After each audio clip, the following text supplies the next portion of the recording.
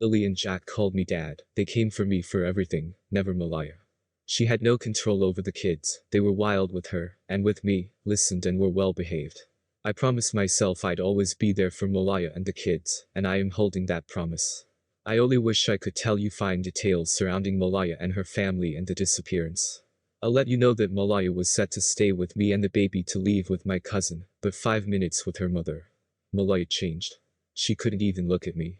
That's supposedly a Facebook message from the quote-unquote stepfather of 2 missing Nova Scotian children, and in my opinion, it's clearly a hoax. So today let's watch YouTuber Evil Exists video about it, and I'll show you why. And for the record, I'm reacting to his video because the original uploader, Crime and Shame, took hers down after I asked for proof. I'm Deception Detective, an attorney trained in statement analysis. This channel exposes lies and manipulation, so if that's your thing, hit subscribe. For early access and other perks, join the channel, link in description. If the names Lily and Jack don't ring a bell, don't worry because this video applies to any easy-to-debunk true crime hoax. For instance, a closely cropped, blurry Facebook message screenshot. So there's just one last thing I want to say before we grab our deception decks and start debunking. It's a Crime and Shame originally posted these messages, but I still can't say for sure that she's the one who wrote them.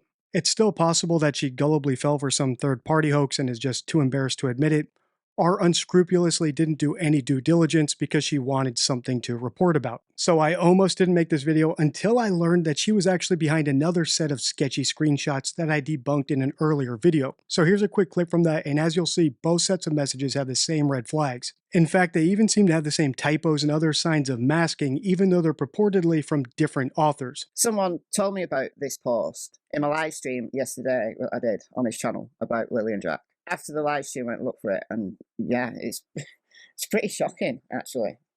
That's YouTuber Michelle After Dark apparently breaking a scoop about the disappearance of Lily and Jack Sullivan from Nova Scotia. The only problem is, I don't think it's real, because that's as much of this alleged Facebook post as we see in Michelle's video. And that's a problem because there's literally no reason for it to be cropped so tight.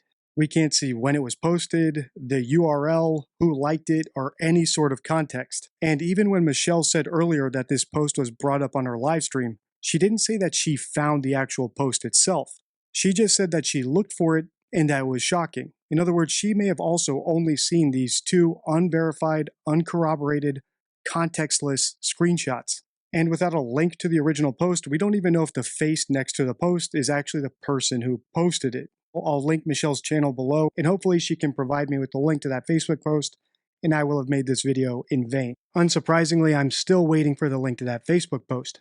Even less surprisingly, I'm still waiting for Crime and Shame to show me these messages from Daniel in her browser, rather than a bizarre screenshot. If she is actually the victim of a third-party hoax, she should be asking for those things herself before she runs with them all over YouTube.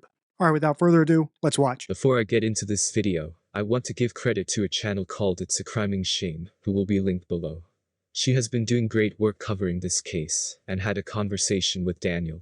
The texts were put out on her channel, but has since been removed because of the hate Malaya started getting online, and people twisting the texts to suit their own narrative.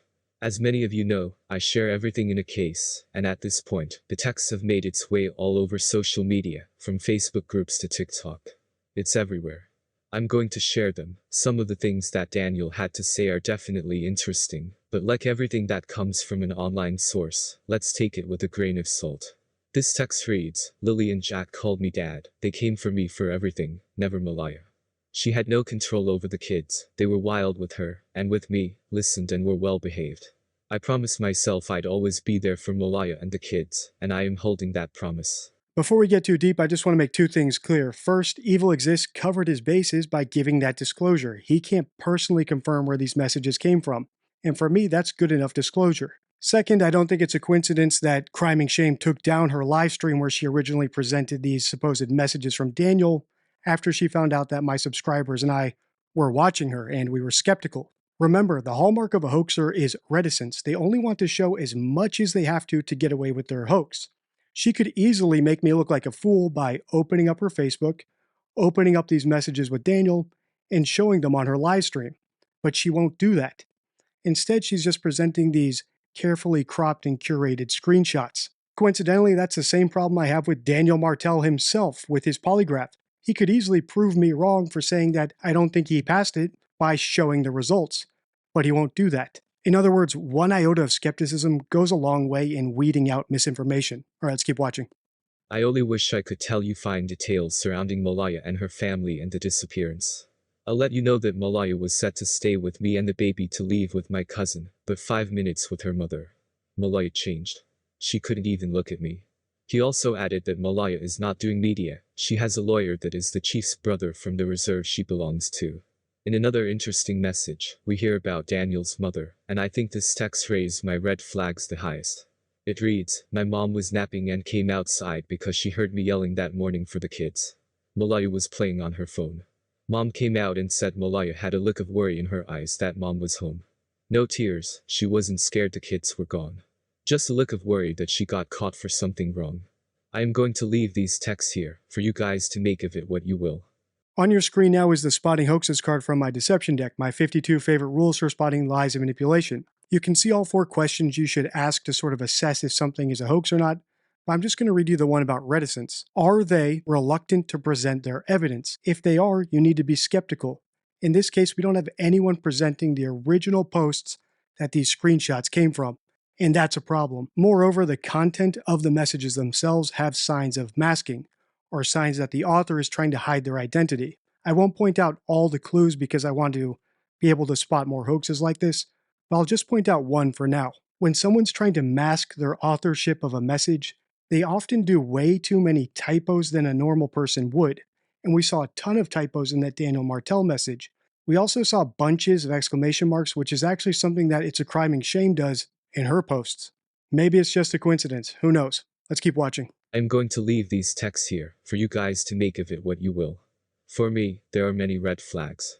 I would love to hear from Daniel's mother directly, but she has never spoken out to the media, which I also find strange. When Malaya noticed the kids were missing, she allegedly asked Daniel if she should call the police, which is a major contradiction of the account she gave in her interview, saying that she called police right away, and it was based on her instinct that they were missing. Daniel also said the kids would go outside mostly with him, because Malaya rarely went out with them. He loves Malaya more than anything, and wants to relive their first date over waterfalls with the Daniel she first met. That's the end of the video, and that's all the messages. So now let's see if anyone proves me wrong. Or was everyone who shared these messages without a disclaimer either too gullible, unscrupulous, or involved to call it out themselves? Check the end card from my Lily and Jack playlist and my most popular video about spotting hoaxes. Until next time, stay true.